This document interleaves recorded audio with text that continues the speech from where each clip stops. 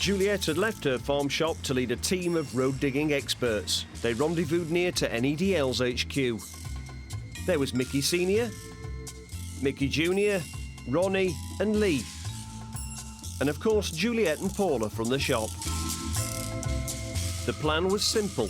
The only people driving into the access road were NEDL's workers. We'd assemble at the bottom of the road, move signs and equipment into position and block the entrance with the drilling tent.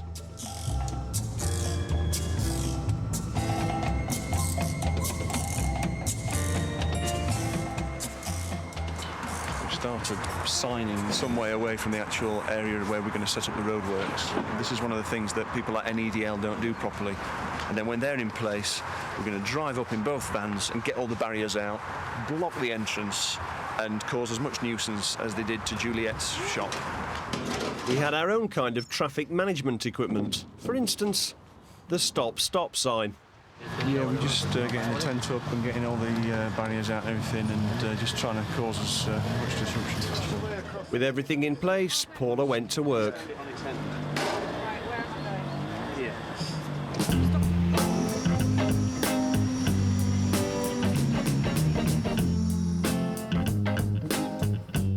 Next, the drilling tent went into position across the entrance. Paula's loving it. Of course, unlike some others, we didn't want cars blocking the main road. So when the queue got too big, Paula let a few of NEDL's workers through. Fantastic. Getting my own back. Not too many, though. She turns it around and stops. Hilarious. Suddenly, we had their full attention. NEDL's facilities manager wanted an explanation. Got some cabling for a cable company and we just got to redo it. The modal shift's all to cock on it, so we've got to basically just dig this area up down here and get in and sort it out. So, sorry about any inconvenience. It's a company called Probe. I don't know if you've heard of them. We've had no notification that you should have had a letter. You should have had a letter to say that we were coming in. Fingers crossed, we'll get it sorted, you know, before too long. It complies with all the regulations, unlike NEDL sites. Any chance we can get a cup of tea sorted out? Any chance of getting kettle on? So we don't end up getting fined and that, with the county council coming down, checking us out. And I know NEDL have had a bit of, you know, a few court cases and things recently. I've noticed on the council to say you're going to open this road. We've told all the different people that we need to tell. Can you get the drilling started, please? Wait, I'll just start the compressor. Now, we weren't actually going to dig up the road. That would be criminal damage. But who needs a drill when you've got a fresh vision and an iPod?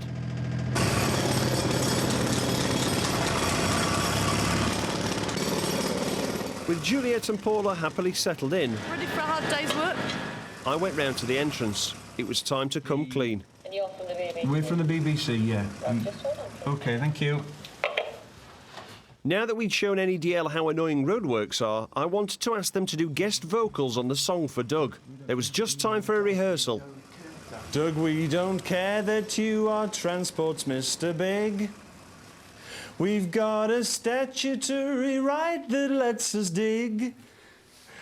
So the driver... Oh, fucking hell, I don't know what the bloody rest of the words are. You can't hide the words. No, Doug, we don't care that your transport's Mr. Big.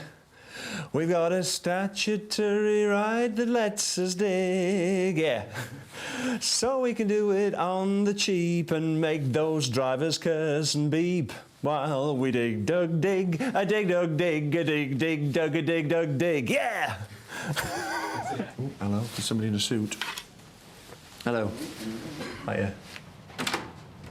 Hello. Good morning, gentlemen. Good morning, how are you? Fine, thanks very much. Can I ask you where you're from? We're from the BBC. Yes, we're well, making a transport documentary for the BBC, so and we're. Are you Mr. Hewitt or someone that? I'm not Mr. Hewitt. This is Mr. Hewitt here. Right. We've done the shambolic roadworks outside. What did you make of them? We gave you a statement 2 days ago, and I can repeat that again, and that's what we're sticking to. And the statement is: yeah, we are very committed to the ongoing safety of the public and our workforce, and it's therefore a great concern to us when our operations fail to meet high standards. On a positive note, incidents such as the ones you've been talking about serve to highlight any areas requiring attention, enabling us to make informed improvements that benefit everyone in the future. As a company, CE Electric UK consistently aims to improve its performance in the arena of health and safety, and indeed has been recognised for its achievements. It doesn't seem to be getting any better, though, does it? I mean, you were in court a couple of weeks ago and were fined, £6,000, and the magistrate actually said, you're supposed to have an improvement plan in place, but it's not really made much of a difference, has it, so I'll give far? you the statement, and that responds to that. Yeah. So thank you very much. BT are failing almost as many inspections as yourselves. I think if you really try hard, you could maybe get past them quite a long way, put a bit of clear air between you and them. That's a matter for BT. We deal with our own roadworks. Yeah. One of the things we're doing as part of the show is we're putting some of the issues with transport in Britain to Douglas Alexander, the Minister for Transport. We're actually putting together a song that sets out some of the issues.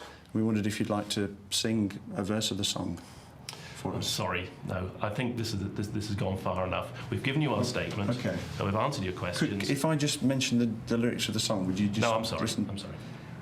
Or we could get you to write your... That's quite enough. Thank you very much. We don't care that your transport... I'm sorry, look, we are trying to do our best statutory to maintain security and safety of the electricity in this area. You aren't helping. Now, you've finished your games now, would you like to go and let us get on and do the job? Okay. Well, we'll, hope, fingers crossed, things will get better, and the best of luck in achieving that. Okay, so we can do it on the cheap, making drivers curse and beep while we dig Doug. Dig Doug. Thank you very much. Dig Doug. Cheers.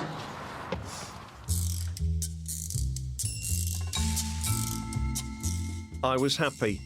I put in a request to the Department for Transport to meet with the big man himself, so I could keep him in the loop. We face a challenge as we become richer as an economy. More people want to travel and people want to travel further. So there isn't an easy solution to the challenge of congestion. There's not one answer. He was so right. It's not down to one thing. Roadworks only causes about 1/10 of congestion. What I'm saying is we can't simply build our way out of this problem. But that was a shocker. Building bigger roads doesn't solve the jams. But he was right there too. Experts have found that the more roads you build, the more traffic you get. Traffic grows 10 times faster than roads can be built. But the alternatives have their own problems. From my beloved cars, I turned to trains. We can't afford them. We can't afford to be without them, as I'd already discovered a few days earlier on my way up to Durham. We're on the 8 o'clock train and tickets were quite expensive. And we're wondering if anybody on the train can guess just how much we've paid for those tickets. They are eye-wateringly expensive. We could have probably got a minicab all the way to Durham from London for the price of these tickets. So, as long as we don't get caught by the guards, we should be able to ask a few people whether or not they think it's value for money, basically. It's You've Been Robbed with Alex Riley. Sorry, how much did you pay for your ticket this morning? It was £89.40 from Peterborough to Edinburgh, Waverley, return. Right. It was £72.90. And you're going to where? I'm going to Newcastle. OK, this morning we came from London on the 8 o'clock from London to Durham. How much do you think that cost? A return? Well, you bought the ticket this morning. This is a return. I think we bought the ticket yesterday.